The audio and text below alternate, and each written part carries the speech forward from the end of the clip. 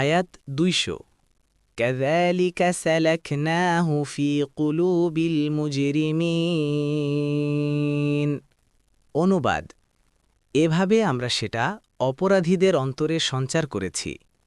তাফসির: ১ নং ফুটনোটের বিবরণ। এ আয়াতের কাছাকাছি আয়াত সূরা আল হিজরের ১২ নং আয়াতেও এসেছে। সেখানে এর অর্থ বর্ণনা করা হয়েছে।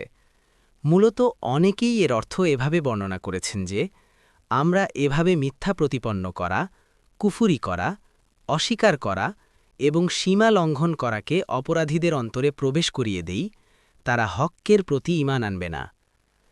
আরবি ভাষায় সালেক শব্দের অর্থ হচ্ছে কোনো জিনিসকে অন্য জিনিসের মধ্যে ঢুকিয়ে দেয়া, অনুপ্রবেশ করানো, চালিয়ে দেয়া বা গলিয়ে দেয়া, যেমন সুইয়ের ছিদ্রে সুতো গলিয়ে দেয়া হয়।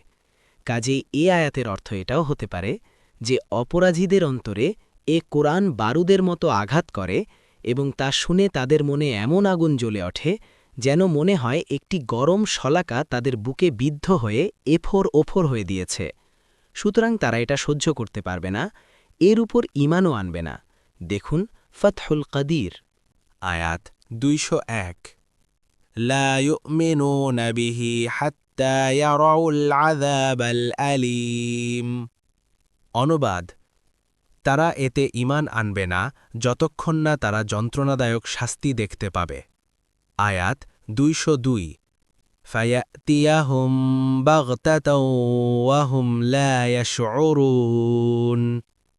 অনুবাদ: সুতরাং তা তাদের কাছে এসে পড়বে হঠাৎ করে, অথচ তারা কিছুই উপলব্ধি করতে পারবে না। আয়াত ২০৩ ফায়াকুলু হাল নাহনু মুনযারুন। অনুবাদ: তখন তারা বলবে, আমাদেরকে কি অবকাশ দেয়া হবে?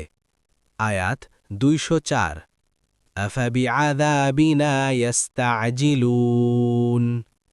অনুবাদ: তারা কি তবে আমাদের শাস্তি ত্বরান্বিত করতে চায়?